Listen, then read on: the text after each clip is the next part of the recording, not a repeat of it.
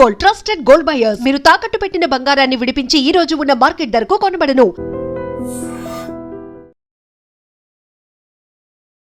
Welcome to news అన్ని చాలు. నా పేరు లుంబిని. లేటెస్ట్ వార్ అప్డేట్స్ వస్తున్నాయి యుఎస్ అండ్ ఇరాన్కి సంబంధించి, అలాగే ఇజ్రాయెల్ అండ్ టర్కీకి సంబంధించి. సో యుఎస్లో ట్రంప్ వచ్చేసి ఇప్పుడు స్ట్రైట్ ఆఫ్ హార్మూజ్ మా టెరిటరీ అని చెప్పేసి అనౌన్స్ చేస్తున్నాడు ఒకటి. అండ్ సెకండ్ థింగ్, ఏదైతే కంట్రీస్ ఇరాన్కి సపోర్ట్ చేస్తాయో వాళ్ళ మీద గట్టిగా ఎకనామిక్ శాంక్షన్స్ విధిస్తాను అని చెప్పి ఒకటి. ఇంకొకటి శాంక్షన్స్ ఆల్రెడీ ఇష్యూ చేశాడు ఐసీసీ మీద, which is international criminal court. ఎందుకంటే prime minister Netanyahu, Israel prime minister Netanyahu మీద అరెస్ట్ వారెంట్ ఇష్యూ చేశారు కాబట్టి. సో ఇవన్నీ ఇటువైపుగా నడుస్తూ ఉంటే ఇప్పుడు మనము ఇజ్రాయెల్ ఆల్రెడీ బాంబింగ్ స్టార్ట్ చేసింది సిరియాలోని ఒక ఎయిర్పోర్ట్లో, which is very close to Turkey. So వీటి వెనక రీజన్స్ ఏముంటాయి అండ్ నెక్స్ట్ పరిణామాలు ఏముండబోతున్నాయి, లెట్స్ డిస్కస్. ఈరోజు మనతో జాయిన్ అవబోతున్నారు senior journalist and also geopolitical analyst మనతో పాటున్నారు Suresh Kochattil sir. Let's talk to him. Hello sir, నమస్తే సార్. చాలా జరుగుతున్నాయి. ఒకవైపు ట్రంప్ వచ్చేసి డిఫరెంట్ ఓ రోజుకు ఒక కొత్తవి తీసుకొస్తున్నారంటే, ఇప్పుడు straight of Hormuz US territory అంటే ఏ రకంగా అసలు అవుతుంది, అండ్ ఫస్ట్ ఆఫ్ ఆల్ ఆ క్లెయిమ్ చేయడం ఏంటి, అండ్ దీని వెనక మెయిన్ రీజన్ ఏంటి, అండ్ తనకున్న మెయిన్ కాన్ఫిడెన్స్ ఏంటి అసలు ఆయనకి యుద్ధం పొడిగించాలని లేదు ఆయనకి. He wants to get out some how of this war. కానీ బట్ వాట్ విల్ డూ, ఏం చేస్తారు ఆయన? ఏం చేయలేరు. ఆయుధాలు లేవు, వాళ్ళ ఎయిర్క్రాఫ్ట్ క్యారియర్స్లో ప్రాబ్లం ఉంది. వాళ్ళ జనరల్స్ ఏమంటున్నారంటే దీని నుంచి మనం బయటికి రావాల్సింది, ఆయిల్ ప్రైసెస్ పెరుగుతుంది, స్ట్రైట్ ఆఫ్ హార్మూజ్ క్లోజ్ ఉంది, అమెరికాలో మిడ్ టర్మ్ పోల్స్ ఇప్పుడు రాబోతుంది, అన్నీ కలిసి ట్రంప్కి ఒకటేసారి వచ్చిందనమాట ప్రాబ్లమ్స్. సో ఇప్పుడు దాని నుంచి బయటపడాలంటే ఆయనకి ఒకటే సొల్యూషన్, యుద్ధం నుంచి ఎట్లనే బయటికి రావాలి. కానీ రాలేకపోతున్నారు. ఒకటి మెయిన్ సొల్యూషన్ ఏంటి, స్ట్రైట్ ఆఫ్ హార్మూజ్ ఓపెన్ చేస్తే ప్రాబ్లం అయిపోతుంది. కానీ అది ఓపెన్ కావట్లేదు. ఇరాన్ ఏమంటున్నారంటే మీరు 14 పాయింట్ MOU ఒకటి ఉంది, దాన్ని పాటించండి, దాంట్లో చెప్పిన కండిషన్స్ అన్నీ ఫుల్ఫిల్ చేయండి, అప్పుడు మేము ఓపెన్ చేస్తూ ఉంటాం. దాని నడిమిట్లో ఇరాన్ అండ్ ఒమాన్ మాట్లాడుకుంటూ మేమే నడిపించుకుంటాం స్ట్రైట్ ఆఫ్ హార్మూజ్ అనగానే యుఎస్ ఒమాన్ని థ్రెటన్ చేశారు, మిమ్మల్ని బాంబ్ చేసేస్తామని చెప్పేసి. ఆలోచించండి, ఒమాన్ వీళ్ళ పార్ట్నర్, అలయన్స్ పార్ట్నర్ యుఎస్ది. యుఎస్ ఎయిర్ ఫోర్స్ బేస్ ఉంది ఒమాన్లో, మళ్ళీ అది ఒమాన్ మీద బాంబ్ చేస్తూ ఉంటారు. ఒమాన్ కదా నెగోసియేషన్ మొదలుపెట్టారు ఇరాన్తో. లాస్ట్ ఇయర్ జూలైలో బాంబింగ్ జరిగే ముందు ఒమాన్ వాళ్ళు నెగోషియేట్ చేసి జెనీవాలో ఆల్మోస్ట్ ఒక ఒప్పందానికి వచ్చేసారు. అప్పుడు ఇజ్రాయెల్ అండ్ యుఎస్ వచ్చి బాంబ్ చేశారు. ఈసారి కూడా అదే జరిగింది. డిసెంబర్ ఎండింగ్ నుంచి జనవరి ఫస్ట్ వీక్ దాకా ఆల్మోస్ట్ నెగోషియేట్ చేశారు. ఆల్మోస్ట్ ఒక ఒప్పందానికి రాగానే ఫిబ్రవరి 28 తారీఖు ఇజ్రాయెల్ వెళ్ళి బాంబ్ వేసేసారు యుఎస్తో పాటు. సో ప్రాబ్లం ట్రంప్ ఏంటంటే ఇప్పుడు దీని నుంచి బయటికి రావాలంటే ఆయన ఒకటే సొల్యూషన్ నేను చెప్పాను చూడండి, that is he should get straight of Hormuz. ఆయన ఇప్పుడు న్యూక్లియర్ మాట్లాడలేదు. Starting Iran will not have nuclear weapon చెప్పుకుంటూ వస్తాయి, కానీ ఇప్పుడు దాని గురించి అసలు మాట్లాడలేదు. ఈ ఆయిల్ ప్రైసెస్ ఎట్లా తగ్గించాలి, ఇప్పుడున్న 80-85 ఉన్నది తగ్గించి ఒక 70కి లేకుంటే 65 తీసుకురావాలని ట్రంప్. కానీ ఇప్పుడు ఏమంటున్నారు ట్రంప్, అమెరికన్ ప్రజలు ఈ హై ఆయిల్ ప్రైసెస్ కోసం ఇంకా కొన్ని నెలల పాటు సాక్రిఫైస్ చేయాల్సిందే, ఇంకేం చేయలేము ఇప్పుడు ఆయన. సో ఆలోచించండి, ఇప్పుడు ఎక్కడ మొదలైంది, ఇప్పుడు ఎక్కడికి వచ్చింది. ఆయన వచ్చినప్పుడు ట్రంప్ మెయిన్ క్యాంపెయిన్ పాయింట్ ఏముండే అంటే దట్ ఆయిల్ ప్రైసెస్ ఎప్పుడు మేము కంట్రోల్లో ఉంచుకుంటాం, ఆయిల్ ప్రైసెస్ని పెరగనీయమని చెప్పి ఒక క్యాంపెయిన్ ఉండే ట్రంప్ది. బైడెన్ టైంలో ఆయన పట్టించుకోలేదు, అది ఇదని చెప్పి చాలా పెద్ద గొడవ చేశారు ఆయన క్యాంపెయిన్ టైంలో ప్రెసిడెంట్ ట్రంప్. కానీ ఇప్పుడు ఆయిల్, ఇప్పుడు గ్యాస్ ప్రైసెస్ ఏమో $4 వెళ్ళిపోయింది. ఎక్కడ $30 ఉండేది, ఎక్కడ $2 ఉండేది, ఇప్పుడు $4 వెళ్ళిపోయింది. సో అమెరికన్ ప్రజలకి ఎవ్రీ టైం వాళ్ళు ఒక పెట్రోల్ బంక్ అంటే వాళ్ళ గ్యాస్ స్టేషన్కి వెళ్ళినప్పుడు వాళ్ళు ఈ ప్రాబ్లం చూస్తున్నారు. సో గ్యాస్ స్టేషన్కి వెళ్ళి ఫిల్ చేసినప్పుడు వాళ్ళు ప్రెసిడెంట్ ట్రంప్ గుర్తొస్తున్నారు వాళ్ళకి. ప్రెసిడెంట్ ట్రంప్కి ఏమో ఆయన పర్సనల్ రేటింగ్స్, నిన్న ఒక పోల్ ఉండే దాంట్లో 30% కన్నా తగ్గిపోయింది. So is on very very bad shape. ఆయన ఏం చేయలేకపోతున్నారు. దాని నడిబిట్లో వాళ్ళ మిలిటరీలోనే చాలా మటుకు ఇష్యూస్ ఉన్నాయి. వాళ్ళ పెద్ద ఎయిర్క్రాఫ్ట్ క్యారియర్ అబ్రహాం లింకన్ 9 నెలల నుంచి గల్ఫ్లో పొజిషన్గా ఉంది. అది అక్కడి నుంచి దాన్ని జరపలేకపోతున్నారు, ఎందుకంటే ఒక ఎకనామిక్ బ్లాకేడ్ పెట్టారు వీళ్ళు. దానికి ఒక ఎయిర్క్రాఫ్ట్ క్యారియర్ చాలా ఇంపార్టెంట్. కానీ దాంట్లో ఉన్న సెయిలర్స్ ఏమో 9 నెలల నుంచి they have not seen land. So సైకలాజికల్గా వాళ్ళకి చాలా ఇంపాక్ట్ అయిపోతుంది. వాళ్ళకి ఫుడ్ బాగాలేదు, వాళ్ళ లివింగ్ కండిషన్స్ బాగాలేదు. టాయిలెట్స్ క్లాగ్ అయిపోతుంది, ఇది చాలా మటుకు ఇష్యూస్ వచ్చిందనమాట. సో దాంట్లో వాళ్ళ పేరెంట్స్కి కానీ వాళ్ళ ఫ్యామిలీస్ కానీ తెలిపారు ఇది ప్రాబ్లం ఏంటి. ఇప్పుడు క్రిస్మస్ వస్తుంది నెక్స్ట్, అది పెద్ద ప్రాబ్లం. దీని లోపల రిటర్న్ ఇంటికి రావాలని చాలామందికి ఉంది. సో అబ్రహాం లింకన్ మీద ఉన్న స్టోరీస్ మొన్న కూడా మీడియాలో వచ్చిన తర్వాత దాన్ని ఇప్పుడు యుఎస్ వైపు తిప్పేశారు వాళ్ళు. ఇంకొక ఎయిర్క్రాఫ్ట్ క్యారియర్ జపాన్ నుంచి పంపిస్తున్నారు. ఓకే, దీనికన్నా ముందు కూడా ఉన్న 2 ఎయిర్క్రాఫ్ట్ క్యారియర్స్కి ప్రాబ్లం ఉండే. ఒక ఎయిర్క్రాఫ్ట్ క్యారియర్ మ్యాక్సిమం 6 నెలల పాటు అట్ సీ ఉండొచ్చు వితౌట్ టచింగ్ ల్యాండ్. దాని తర్వాత దాంట్లో ఉన్న మనుషులకి ల్యాండ్ చూడకుండా వాళ్ళకి ఒక సైకలాజికల్ ప్రాబ్లం వస్తుంది. ఇంకోటి వాళ్ళ ఫ్యామిలీ వైపు నుంచి వచ్చే మెయిల్స్ కానీ మెసేజెస్ అని చూసిన తర్వాత సైకలాజికల్ ఇంపాక్ట్ ఉంటుంది వాళ్ళ మీద. ఎన్ని రోజులు కంటిన్యూస్గా పనిచేస్తారు, ఎయిర్క్రాఫ్ట్ టేకింగ్, ల్యాండింగ్, కుకింగ్లో ఉన్న డిపార్ట్మెంట్ వాళ్ళు, హౌస్ కీపింగ్ డిపార్ట్మెంట్ వాళ్ళు, ఆర్మమెంట్స్ డిపార్ట్మెంట్, షిప్ కంట్రోల్ చేసేవాళ్ళు, వీళ్ళందరి మీద స్ట్రెస్ ఉంటుంది. సో మనం కూడా చూడండి, ఒక 15-20 రోజులు కంటిన్యూస్ పనిచేస్తే ఆఫ్ లేకుంటే మన మీద స్ట్రెస్ పడుతుంది. వాళ్ళ సంగతి ఆలోచించండి. 9 నెలల నుంచి వాళ్ళు షిప్ మీద ఉన్నారు. అఫ్కోర్స్ వాళ్ళకి ఆఫ్ వస్తుందంటే ఏం లేదు, ఆఫ్ వేసి ఒక మాల్కి వెళ్ళడానికో లేకుంటే ఒక ఏం చెప్తారు వాళ్ళ ఫ్యామిలీని బయటకు తీసుకెళ్ళడానికి ఏం లేదు కదా ఆప్షన్ ఇక్కడ. Okay, they are in the aircraft carrier. ఇది ఇట్లా ఉండగానే పీట్ హెస్గెత్ వాళ్ళ వార్ సెక్రటరీ మీద కూడా చాలా పెద్ద ప్రెషర్ ఉంది. బహుశా ఏం జరగబోతుందంటే నెక్స్ట్ 1 వీక్ to 10 డేస్లో ప్రెసిడెంట్ ట్రంప్ ఈయనని ఉద్యోగాన్ని తీసేస్తారు, పీట్ హెస్గెత్. ఎందుకంటే ఎవరో ఒకడు బకరా దొరకాలి ఆయనకి. ఇప్పుడు ఆయన మీద నేను తప్పు చేశానని ఎప్పుడు చెప్పరు. సో నెక్స్ట్ పీట్ హెస్గెత్, వాడిని తీసేసాడు. అప్పుడు ప్రాబ్లం వెళ్ళిపోతుంది, వెళ్ళదు. ప్రాబ్లం ఎక్కడుంది అక్కడే ఉంటుంది.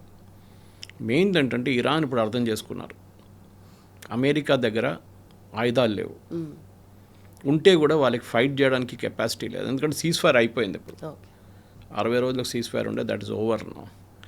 యుద్ధం ఎప్పుడైనా మొదలు పెట్టచ్చు. ప్రెసిడెంట్ ట్రంప్ ఏమో నేను ఎకనామిక్ శాంక్షన్స్ పెడతాను ఇరాన్ మీద, అదే పని చేస్తుంది అంటున్నారు. కానీ ఎకనామిక్ శాంక్షన్స్ ఎన్ని రోజులు పెడతారు మీరు? ఇరాన్ లాస్ట్ 50 సంవత్సరాల నుంచి ఎకనామిక్ శాంక్షన్స్లో ఉన్నారు. ఎప్పుడు 1979లో అయతోలా ఖొమేనీ వచ్చి దిగినప్పటి నుంచి ఇరాన్ ఈజ్ అండర్ శాంక్షన్స్. కొత్తదేంటి వాళ్ళకి? కొత్తదేంటి? ఆయిల్ రెవెన్యూస్ లేవు.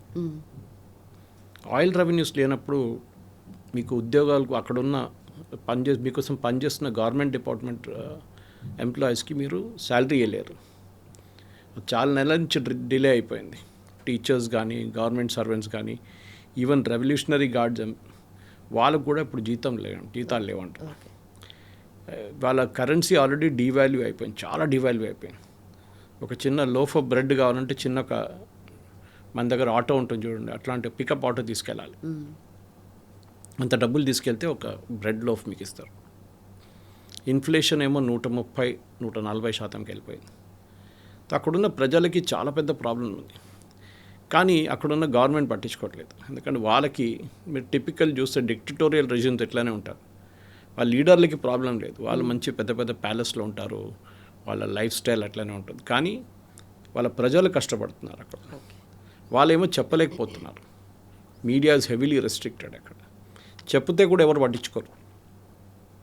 ఇప్పుడు ఒక అమెరికన్ ఛానల్తో మాట్లాడానో లేకుంటే యూకే ఛానల్తో మాట్లాడంటే దాన్ని కంప్లీట్గా సెన్సర్ చేస్తారు, ఇరాన్లో ఉన్న సెన్సర్స్. బయట లోకానికి, ప్రపంచానికి తెలియట్లేదు ఇరాన్లో ఏం నడుస్తుంది అనేది.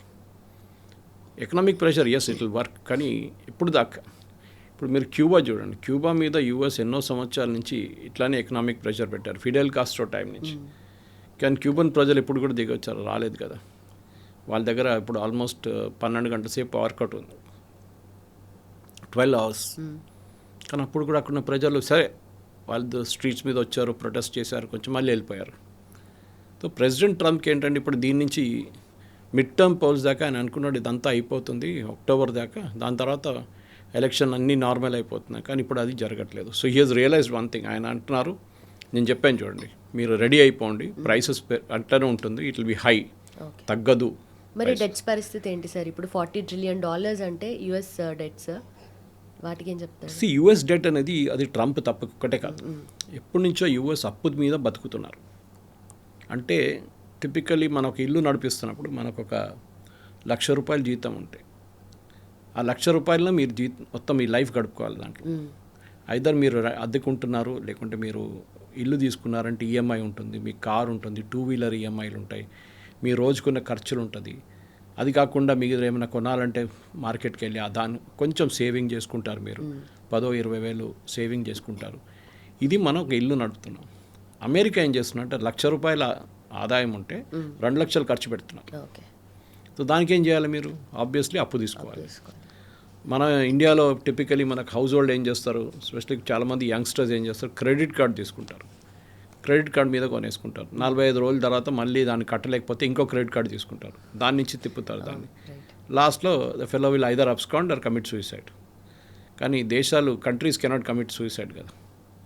సో అమెరికా ఏం చేస్తారు, అప్పు తీసుకుంటారు. ఎవరి దగ్గర వాళ్ళ దగ్గర వాళ్ళు అప్పు తీసుకోలేరు కదా, వాళ్ళ బ్యాంకుల దగ్గర నుంచి వాళ్ళు అప్పు తీసుకోలేరు. వాళ్ళు దేశాలకి, మిగతా దేశాల నుంచి అప్పు తీసుకుంటారు. ఈవెన్ బంగ్లాదేశ్ నుంచి అప్పు తీసుకున్నారు యుఎస్, మన దగ్గర అప్పు తీసుకున్నారు. అంటే వాళ్ళకు బాండ్ ఇష్యూ చేస్తారు. ఈవెన్ మన దగ్గర కూడా రిజర్వ్ బ్యాంక్ బాండ్ ఇష్యూ చేస్తారు. కానీ మన దేశంలో అది కొన్ని స్టేట్స్కి, సపోజ్ తెలంగాణ గవర్నమెంట్కి రేపు 10,000 కోట్లు కావాలి, వాళ్ళ బారోయింగ్ లిమిట్ ఆల్రెడీ క్రాస్ అయిపోయింది, ఇంకా వాళ్ళు కొత్త లోన్లు తీసుకోలేరు with in the country. So వాళ్ళు ఏం చేస్తారు, ఆర్బీఐ బాండ్ ఇష్యూ చేస్తారు. ఆ బాండ్ వాళ్ళు కొనుక్కుంటారు. ఓకే, కొనుక్కొని దాంట్లో ఇంట్రెస్ట్ కట్టాల్సి వస్తుంది అనమాట. సో 10,000 రూపాయలు ఇప్పుడు తీసుకుంటే 3, 4, 5 సంవత్సరాల తర్వాత దాన్ని కట్టొచ్చు అనమాట. అట్లా వాళ్ళు బతుకుతారు. సో యూఎస్ ఏం చేస్తారు, ఇట్లానే బాండ్స్ ఇష్యూ చేశారు ఎప్పటి నుంచో, రైట్ ఫ్రమ్ లాస్ట్ 20, 30, 40 ఇయర్స్ నుంచి. అది ప్రతి సంవత్సరం ఒక్కొక్క ట్రిలియన్ పెరుగుతుంది. సో ట్రంప్ వచ్చినప్పుడు బహుశా 38 ట్రిలియన్ ఉండే, ఇప్పుడు 40 ట్రిలియన్ అయిపోయింది న్యాచురల్లీ 2.5 ఇయర్స్లో, 2 ఇయర్స్ ఆల్మోస్ట్. ఇప్పటి నుంచి ఇంకా పెరుగుతుంది. ట్రంప్ ఆఫీస్ డెమిట్ చేసేటప్పటికి వెళ్ళి ఇట్ విల్ బి 32 or 31, 32 అవుతుంది మినిమం. 33 అయితే కూడా ఈ won't be surprised. So America వాళ్ళు ఏం చెప్తారు, డెట్ని రిటైర్ చేయలేకపోతున్నారు, ఆ డెట్ని తగ్గించలేకపోతున్నారు. తగ్గించాలంటే ఒకటే ఉంది, ఏంటంటే వాళ్ళకి ఆదాయం పెంచాలి, అది వాళ్ళు చేయలేకపోతున్నారు. There individual GDP is high, కానీ అది ట్రాన్స్లేట్ కావట్లేదు డెట్ని. అంటే ఇప్పుడు చైనా దగ్గర నుంచి వాళ్ళు అప్పు తీసుకున్నారు. ఇప్పుడు రేపు చైనా వచ్చి అడుగుతారు అనుకోండి, మాకు ఈ అప్పు 10 సంవత్సరాల తర్వాతనే మీరు కడతా అన్నారు, కానీ మాకు ఇప్పుడు అర్జెంట్గా డబ్బులు కావాలి, ఈ డెట్ని మేము, ఈ బాండ్ని మేము మీకు ఇచ్చేస్తున్నాం, మాకు డబ్బులు ఇవ్వండి అంటారు. ఎక్కడికి వెళ్తారు యూఎస్? డబ్బులు లేవు. సో ఇది ప్రాబ్లం అనమాట. సో ప్రతి యూఎస్ ప్రెసిడెంట్ ఇవాళ అమెరికన్ లైఫ్ స్టైల్ చూస్తే మీరు చాలా హై కాస్ట్ ఎకానమీ. ఒక లాజిక్ ఏంటంటే ఎకనామిక్స్లో, మీ ఇంట్లో ఒక ట్యాప్ తీసుకొస్తే దాన్ని ఫిట్ చేసే వచ్చే ప్లంబరు ట్యాప్ కన్నా ఎక్కువ తీసుకుంటే then the economy is not viable.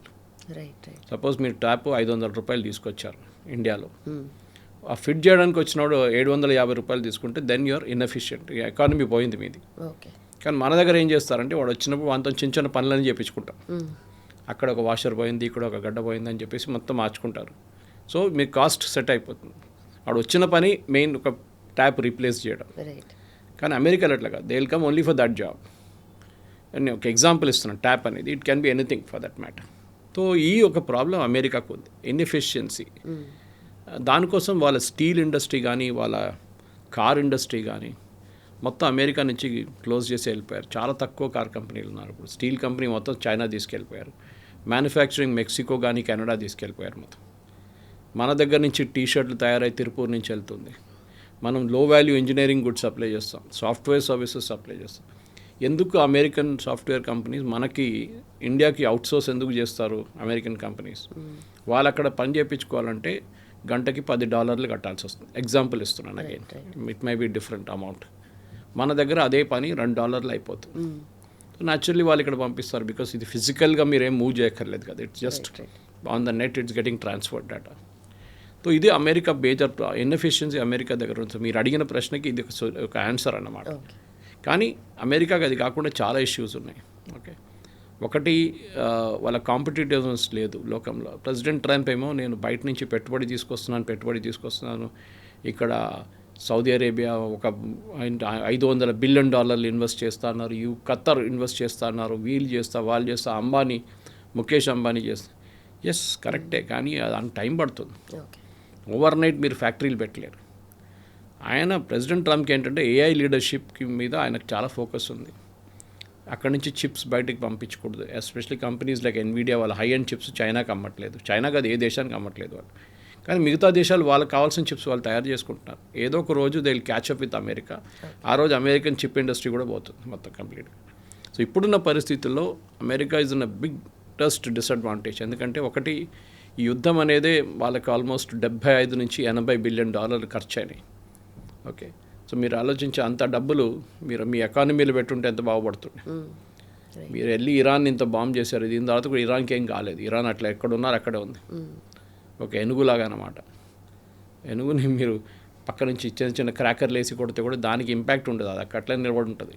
ఇది ఇరాన్ కూడా అట్లనే అయిపోయింది. ఇప్పుడు వాళ్ళని ఎంత బాంబ్ చేసినా కానీ వాళ్ళ మీద ఏ ఇంపాక్ట్ లేదా. ప్రెసిడెంట్ ట్రంప్ తెలిసిపోయింది ఇప్పుడు this a limit to bombing air నుంచి.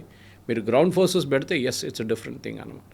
కానీ అదే టైంలో ట్రంప్కి చాలా మిగతా ఇష్యూస్ ఉన్నాయి, ప్రాబ్లమ్స్ ఉన్నాయి. ఒకటి యుక్రెయిన్ రష్యా యుద్ధం, పుటిన్ అసలు పట్టించుకోవట్లేదు.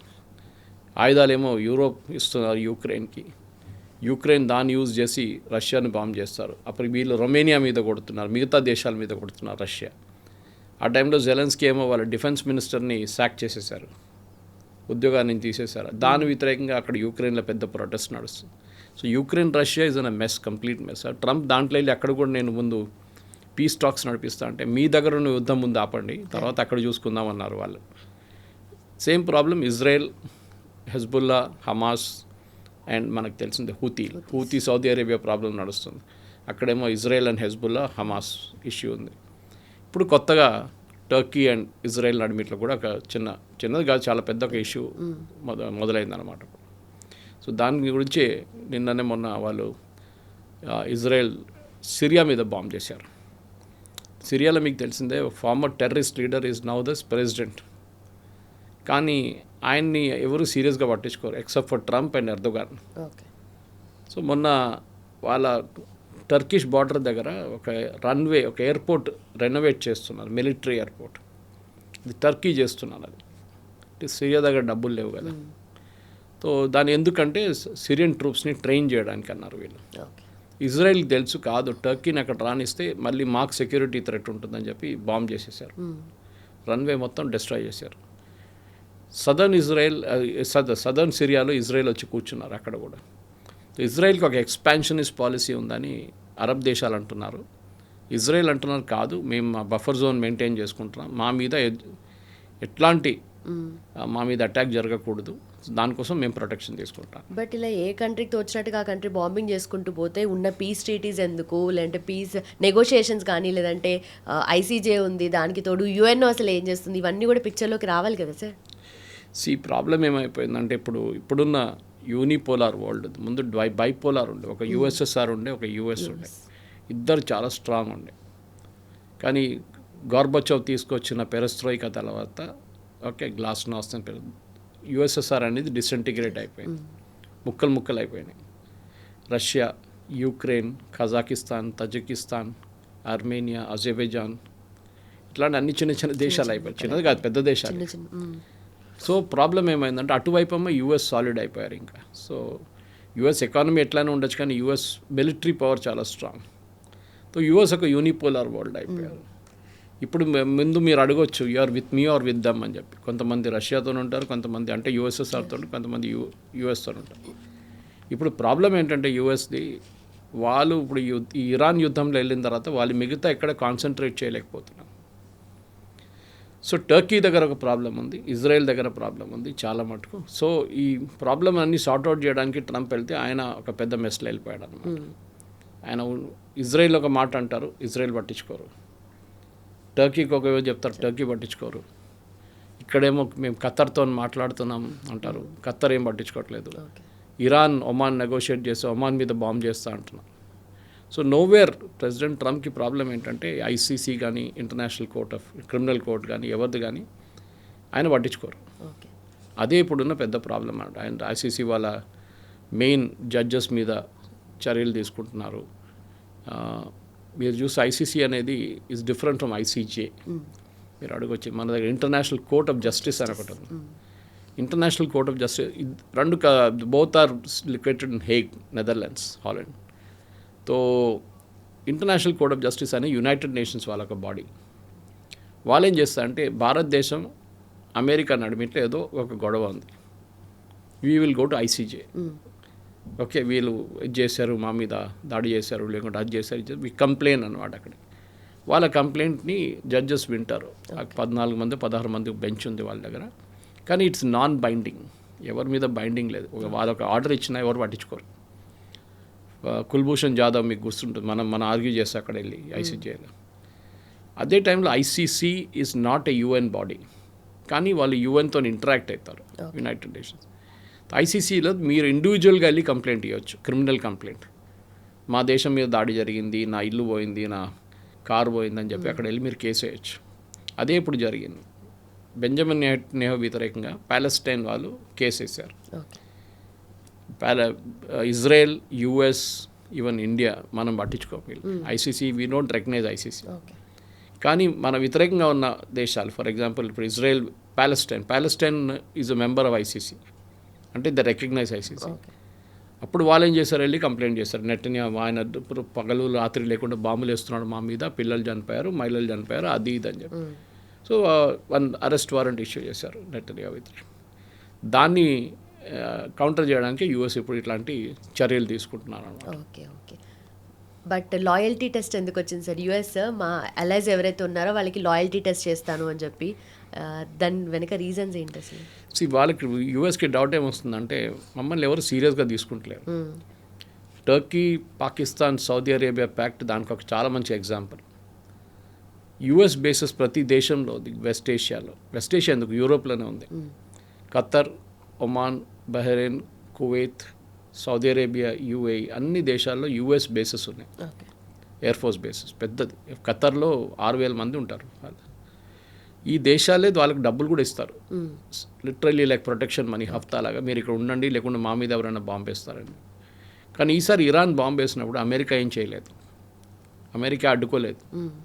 వాళ్ళ బేస్ మీద వస్తున్న బాంబుని అడ్డుకున్నారు. అంతేకాని ఖత్తర్ లాంటి దేశంని, వాళ్ళ ఖత్తర్ క్యాపిటల్స్ మీద, దోహా మీద దాడి జరుగుతాయి, లేకుంటే సౌదీ అరేబియా అరామ్కో మీద దాడి జరుగుతాయి, యూఎస్ ఏం చేయట్లేదు.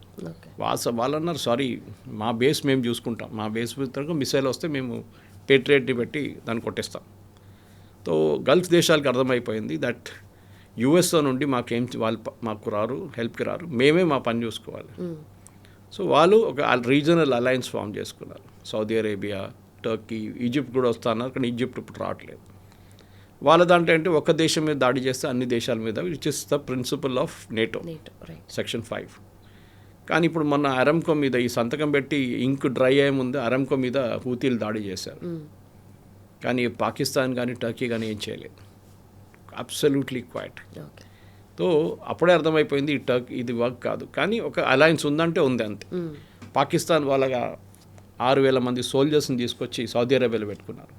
సౌదీ అరేబియా వాళ్ళకు జీతాలు ఇస్తున్నారు. 16 ఎకరాలు తెచ్చిపెట్టుకున్నారు. సౌదీ అరేబియా దానికి కూడా డబ్బులు ఇస్తున్నారు రెంట్ లాగా. సో సౌదీ అరేబియా వాళ్ళ దగ్గర వాళ్ళు they are the world second largest importer, ఆయుధాలు ఇంపోర్ట్ చేసే సెకండ్ లార్జెస్ట్ కంట్రీ. మనం లార్జెస్ట్ ఉన్నాం, వాళ్ళు సెకండ్ లార్జెస్ట్. ఒక్కొక్కసారి వాళ్ళు ఫస్ట్ అయిపోతారు, మనం సెకండ్ అయిపోతాం. ఇప్పుడు మన ఆత్మనిర్భర్ మొదలైపోయినప్పుడు మనం ఇంపోర్ట్ తగ్గించేసాం చాలా మటుకు. కానీ ఇది still one of the biggest markets అన్నమాట. సౌదీ అరేబియా తెచ్చి ఏం చేసుకుంటున్నారో అర్థం కావట్లేదు. వాళ్ళ దగ్గర F-16 ఉన్నాయి, F-14 ఉన్నాయి, F-15 అన్నీ ఉన్నాయి, కానీ వాళ్ళు వాడలేదు. వాళ్ళ దగ్గర యుద్ధానికి వెళ్ళిన సోల్జర్స్ ఎవరు లేరు, ఎక్స్పీరియన్స్ లేదు వాళ్ళకి. సౌదీ అరేబియాకి వాళ్ళ ప్రాబ్లం ఉంది. ఎందుకంటే అటువైపు మనం డిస్కస్ చేసాం, ఈ స్ట్రైట్ ఆఫ్ హార్మూజ్ మాట్లాడుతాం, కానీ మన బాబల్ మండబ్ గురించి మర్చిపోయాం. ఇటువైపు రెడ్ సీలో ఉన్నది, సూయజ్ కెనాల్ వైపు వెళ్తుంది, యూరోప్కి వెళ్ళే రూట్ అది. ఇది ఏషియాకి వెళ్తే అది యూరోప్కి వెళ్తుంది. అది బంద్ అయ్యి ఇప్పుడు ఆల్మోస్ట్ 2 వారాలు అయ్యాయి. అక్కడి నుంచి ఆయిల్ వెళ్ళట్లేదు. అక్కడి నుంచి మెయిన్ ఆయిల్ సోర్స్ అక్కడి నుంచి బయటికి వెళ్ళేది సౌదీ అరేబియా నుంచి. సో ఆ ఆయిల్ ఆగిపోయింది ఇప్పుడు, ఎందుకంటే దాని మీద అక్కడ వచ్చిన షిప్పుల మీద హూతీలు దాడి చేస్తున్నారు. సో న్యాచురల్లీ సౌదీ అరేబియాకి కూడా ఇప్పుడు రెవెన్యూ లేదు. వాళ్ళది ఒక ఈస్ట్ వెస్ట్ పైప్ లైన్ అనేది ఒక చాలా పెద్ద ఒక పైప్ లైన్ ఉంది, 1200 కిలోమీటర్ది. అది ఈస్ట్ నుంచి స్టార్ట్ అయ్యి వెస్ట్లో ల్యాండ్ అవుతుంది. అక్కడ యాన్బు అని చెప్పి ఒక చిన్న పోర్ట్ ఉంది. అక్కడ ఆ పోర్ట్కి షిప్స్ వచ్చి ఆయిల్ తీసుకెళ్ళిపోతారు. కానీ హూతీలు వస్తున్న షిప్పుల మీద దాడి చేస్తున్నారు. ఇప్పుడు షిప్పులు రావట్లేదు, ఆగిపోయినాయి. సో అదొక ప్రాబ్లం సౌదీ అరేబియాకి ఉంది.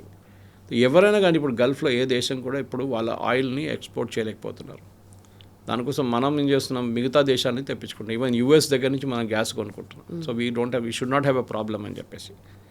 ఇప్పుడున్న పరిస్థితుల్లో అమెరికా మెయిన్ ఇష్యూ ఏంటంటే, ఒకటి వాళ్ళ ఎకానమీ కూడా చాలా మటుకు ఒక డిప్రెషన్కి వెళ్ళదు, కానీ ఒక హై ఇన్ఫ్లేషన్, హై అన్ఎంప్లాయ్మెంట్కి వెళ్ళిపోతుంది. వాళ్ళకు ప్రెసిడెంట్ ట్రంప్ ఏదేదో వాగ్దానాలు చేశాడు ఎలక్షన్ టైం, నేను అది చేస్తాను, ఎంప్లాయ్మెంట్ తీసుకొస్తాను, ఇన్ఫ్లేషన్ తగ్గిస్తాను, అది కానీ ఏం జరగట్లేదు. ఆయన ఫుల్ అటెన్షన్ ఏమో యుద్ధం వైపు వెళ్ళిపోయింది. ఆయన దాని నుంచి బయటికి రాలేకపోతున్నారు. ఇంకేదైనా పని చేయాలంటే యుద్ధమే ఉంది ఆయన మైండ్లో ఇప్పుడు కూడా. రోజుకి ఒక స్టేట్మెంట్ ఇస్తారు, నేను అది చేస్తాను, ఇది చేస్తాను. కెనడా మీద 50% టారిఫ్లు పెట్టబోతా అన్నాడు. ఓకే, కానీ నిన్న సాయంత్రం మళ్ళీ దాన్ని విత్డ్రా చేసుకున్నాడు. మేము మాట్లాడుతున్నాం, మేము నౌ ఒక 1 week I'm keeping it in abeyance అన్నారు. అది ఏం జరుగుతుందో తెలియదు. కెనడాతోని యూఎస్కి one of the largest trading partners. అది కాకుండా వాళ్ళ బార్డర్ అన్ఫెన్స్ బార్డర్, వాళ్ళ ఫెన్సింగ్ లేదు. సో ఎవరు కావాలంటే అక్కడికి నుంచి ఇక్కడ వస్తారు, ఇక్కడి నుంచి అక్కడికి వెళ్తుంటారు వాళ్ళు అనమాట. సో కెనడాతో ఒక రిలేషన్షిప్ అట్లా ఉంది. అదే టైంలో మెక్సికోతోనూ అదే ప్రాబ్లం ఉంది. ఇప్పుడు మనం ఐసీసీ చూసాం చూడండి, ఐసీసీ గురించి మాట్లాడుతున్నప్పుడు మర్చిపోకూడదు మనం, ఇది బైడెన్ అడ్మినిస్ట్రేషన్ ఉన్న టైంలో ఇప్పుడు బెంజమిన్ నెటన్యాహు వ్యతిరేకంగా వీళ్ళు ఎట్లా అరెస్ట్ వారెంట్ ఇష్యూ చేశారు ICC, because of Gaza bomb చేశారు అది ఇది అని చెప్పి ఐసీసీ ఒక అరెస్ట్ వారెంట్ ఇష్యూ చేశారు. అంటే బెంజమిన్ నెటన్యాహు ఏ ఎయిర్పోర్ట్లో కనిపిస్తే బయట ఆయన అరెస్ట్ చేయాలి. కానీ ఆయన మొన్ననే యూఎస్కి వెళ్ళొచ్చారు, ఏ ప్రాబ్లం లేదు. ఓవర్ ఫ్లయింగ్ రైట్స్ చేయకూడదు, అంటే ఆయన ఎయిర్క్రాఫ్ట్ మీ దేశం ఎయిర్ స్పేస్ నుంచి వెళ్ళకూడదు. ఫర్ ఎగ్జాంపుల్ పాకిస్తాన్ అసలు రిలేషన్షిప్ లేదనుకోండి ఇజ్రాయెల్తో, కానీ అప్పుడు కూడా ఈ ప్రాబ్లం ఉన్నప్పుడు ఏం చేస్తారు సౌదీ అరేబియా కానీ మిగతా దేశాలు కానీ బెంజమిన్ నెటన్యాహు వైపు నుంచి ఈ ఐసీసీ అరెస్ట్ వారెంట్ రాగానే ఆయన్ని అక్కడ కూడా రానియట్లేదు. అఫ్కోర్స్ ఆయన సౌదీ అరేబియాకి వెళ్ళాడు అనుకోండి, యూఏఈకి వెళ్ళారని చెప్తున్నారు లాస్ట్ 3 నెలల ముందు. ఈ ఆర్డర్ వచ్చినప్పటి నుంచి యూఎస్కి చాలా కోపం ఉండే, మీరు ఇట్లా ఇష్యూ చేస్తారు, హమాస్ మీద ఎందుకు ఇష్యూ చేయట్లేదు, మిగతా ఎంతోమంది డిక్టేటర్స్ ఉన్నారు వాళ్ళ మీద చేయట్లేదు అని చెప్పేసి. యాక్చువల్లీ మనం చూస్తే వీళ్ళ వైపు నుంచి మడూరోని వెనిజువేలా నుంచి తీసుకెళ్ళిపోయారు. Did you issue an arrest warrant for him? ఇరాన్లో ఉన్న గవర్నమెంట్ 40,000 మంది వాళ్ళ సివిలియన్స్ని చంపేశారు జనవరిలో. వాళ్ళ వ్యతిరేకంగా ఐసీసీ ఏదైనా అరెస్ట్ వారెంట్ ఇచ్చారా? ఇవ్వలేదు. అట్లాంటి చాలా దేశాలు ఉన్నాయి. ఎందుకు మీరు రేపు పాకిస్తాన్ డిక్టేటర్ ఉన్నారు కదా, ఫీల్డ్ మార్షల్ అసీం మునీర్, ఆయన పెహల్గాం చేయించండి అని అందరికీ తెలుసు. ఈ only was responsible for it. ఆయన వ్యతిరేకంగా ఏమైనా కేసు ఉందా ఇంటర్నేషనల్ క్రిమినల్ కోర్టులో? లేదు. సో ఎవరికైనా యూఎస్కి ఇష్టమైతే అప్పుడు ఫర్ ఎగ్జాంపుల్ బైడెన్ టైంలో పుటిన్ వ్యతిరేకంగా ఒక అరెస్ట్ వారెంట్ ఇష్యూ చేశారు యుక్రెయిన్ వార్ గురించి. బాంబ్ చేస్తున్నాడు, సివిలియన్స్ చంపేస్తున్నాడు. దాన్ని సమర్థించారు ఎవరు? President Biden. He said extremely good, very good, మేము సపోర్ట్ చేస్తాం ఐసీసీ అని. కానీ ఇప్పుడు నెటన్యాహు వ్యతిరేకంగా అరెస్ట్ వారెంట్ ఇష్యూ చేయగానే 2 సంవత్సరాలు అవుతుంది ఇప్పుడు ఇష్యూ చేసి, అప్పుడు యూఎస్ ఏమో శాంక్షన్స్ పెట్టేశారు జడ్జెస్ మీద, ప్రాసిక్యూటర్స్ మీద. టెక్నికల్ ఏం జరుగుతుందంటే ఒక్కసారి యూఎస్ మీ మీద శాంక్షన్స్ పెడితే, అది ఇరాన్ కూడా నేర్చుకున్నారు, మనం కూడా నేర్చుకున్నాం పోఖరాన్ తర్వాత, మీ కంప్లీట్ బ్యాంకింగ్ సిస్టమ్ ఫ్రీజ్ అయిపోతుంది. ఏదో ఒక శాంక్షన్ పెట్టి బయట నుంచి మీరు తెప్పించుకోలేరు అనుకున్నారండి ఏదైనా ప్రోడక్ట్, అది కాదు శాంక్షన్స్. ఏంటంటే మీరు ఇక్కడ నుంచి ఒక క్రెడిట్ కార్డ్ పేమెంట్ చేస్తే ఫ్రీజ్ అయిపోతుంది మీ క్రెడిట్ కార్డ్. ఎందుకంటే it works through the American banking system, Swift system and American banking system. వాళ్ళు అక్కడ ఫ్రీజ్ చేసేస్తారు. ఇప్పుడు ఏం జరిగిందంటే ఇంటర్నేషనల్ కోర్ట్ ఆఫ్ జస్టిస్లో జడ్జెస్ కానీ ప్రాసిక్యూటర్స్ కానీ వాళ్ళు బ్యాంక్కి వెళ్ళి డబ్బులు విత్డ్రా చేయడానికి ట్రై చేస్తే వాళ్ళ కార్డు సీజ్ చేసుకున్నారు, వాళ్ళ అకౌంట్ ఫ్రీజ్ చేసేసారు. వాళ్ళు ట్రావెల్ చేయలేకపోతున్నారు ఇంటర్నేషనల్లీ. యూఎస్ వీసా క్యాన్సిల్ చేశారు. సో వాళ్ళు కంప్లీట్గా ఏం చెప్తారు, ఫ్రీజ్ అయిపోయారు. వాళ్ళు ఇప్పుడు ఏం చేయలేరు. సో న్యాచురల్లీ ఎవరు ఉంటారు ఆ పొజిషన్లో? ఎవరు ఉంటారు? దీనికన్నా ముందు దే వాజ్ ఇంగ్లీష్ జడ్జ్ ఒకరు ఉండే లేడీ, ఆమె రాజీనామా చేసి వెళ్ళిపోయింది. ఎందుకంటే ఆమె పాపం ఈ డబ్బులు లేవు. బట్ ఇండివిజువల్స్ మీద కూడా శాంక్షన్స్ వర్తిస్తాయి సార్ ఇలా? ఐసీసీ ఇండివిజువల్స్ మీద ఉంటుంది, దేశాల మీద కూడా ఉంటుంది. International court of justice is for disputes. మేము పాకిస్తాన్ డిస్ప్యూట్ నడుస్తుంది, then we can go down. China అన్నాడు ఇట్లా డిస్ప్యూట్ ఉంది, అప్పుడు మనం ఐసీజేకి వెళ్ళొచ్చు. కానీ ఐసీసీలో ఇట్ ఈస్ ప్యూర్లీ ఒక దేశం, ఒక హెడ్ ఆఫ్ స్టేట్, ఒక డిక్టేటర్ వ్యతిరేకంగా కేసెస్ చేయాలంటే అప్పుడు వాళ్ళు చేయొచ్చు అన్నమాట. సో కానీ అది ఎవరు పట్టించుకోరు కదా. మీరు ఎంత నిర్ణయాలు ఇచ్చినా, పెద్ద పెద్ద జడ్జ్మెంట్ ఇచ్చినా, ఎవరు మన మీద కూడా అది ఇది అన్నారు. We said to hell with you. ఈ వాళ్ళకి ఇంకా హ్యూమన్ రైట్స్ ఒకటి ఉంది ఇంటర్నేషనల్ యుఎన్ది. వాళ్ళు అప్పుడప్పుడు అంటారు ఇండియాలో క్రిస్టియన్స్ని కొడుతున్నారు, ముస్లిమ్స్ని కొడుతున్నారు మోదీ గవర్నమెంట్. అంటే మన గవర్నమెంట్ అసలు పట్టించుకోదు, వాళ్ళెవరు, we don't know who they are అని చెప్పి. సో ఇప్పుడున్న పరిస్థితిలో మనం మిడిల్ ఈస్ట్లో చూస్తే ఒక స్టేటస్ కోకి వచ్చేస్తుంది. దానికోసం అసలు పెద్ద న్యూస్ ఏం రావట్లేదు. మీరు చూస్తుంటారు 2-3 వారాల నుంచి నో బిగ్ న్యూస్. ఎక్కడుంది అక్కడే ఉంది, స్టేటస్ కో అని చెప్పొచ్చు మనం. షిప్పులు బయటికి రావట్లేదు, రేట్లు అట్లనే ఉంది. ప్రెసిడెంట్ ట్రంప్ ఏమో నేను బాంబ్ చేయను, ఎన్ని రోజులు ఇరాన్ నడిపించుకుంటా చూద్దాం అని ఇంకొక వార్నింగ్ ఇచ్చారు. ఏ దేశమైనా ఇరాన్తోని మళ్ళీ డీలింగ్లు మొదలు పెడితే వాళ్ళ మీద శాంక్షన్స్ ఉంటుంది. ఇది మనం ఇరాన్ నుంచి ఆయిల్ కొనేటప్పుడు ఈ ప్రాబ్లం ఉండే, అప్పుడు యుఎస్ మన మీద శాంక్షన్స్ పెట్టారు, అప్పుడు మనం బంద్ చేసేసాం వాళ్ళు. చాబహార్ పోర్ట్ ఒక డెవలప్మెంట్ మనకి ఇచ్చింది, 2 బర్త్స్ ఇచ్చారు అక్కడ. ఆ డెవలప్మెంట్కి మనం డబ్బులు కట్టి డెవలప్మెంట్ చేస్తున్నాం. ఆ టైంలో యుఎస్ శాంక్షన్స్ తీసుకొచ్చారు ఇరాన్ వ్యతిరేకంగా.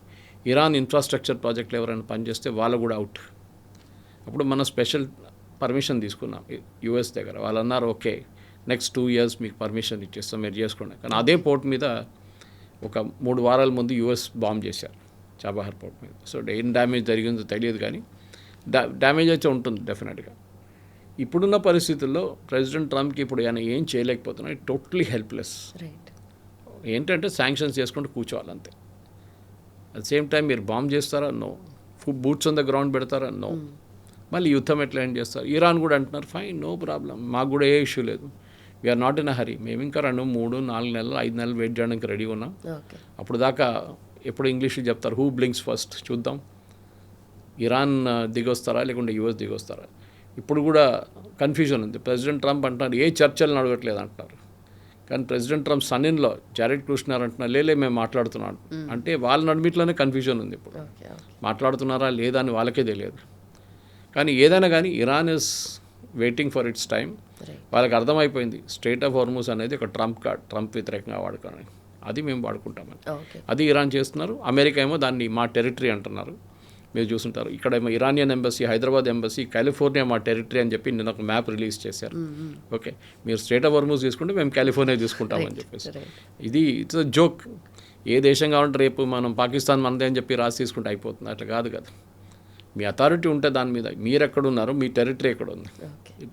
ప్రెసిడెంట్ ట్రంప్ ఇస్ బికమ్ ఏం చెప్పారు, ఆయనకి కూడా ఏం చేయాలని అర్థం కావట్లేదు. వెరీ వెరీ పెథటిక్ స్టేట్ అన్నమాట అది. రైట్ విత్డ్రా అవ్వాలంటే అవ్వలేకపోతున్నారు, ఏం చెప్పాలి ఏం చేయలేరు. రైట్ అది ప్రాబ్లం వచ్చేసింది అక్కడ. Right sir, thank you so much.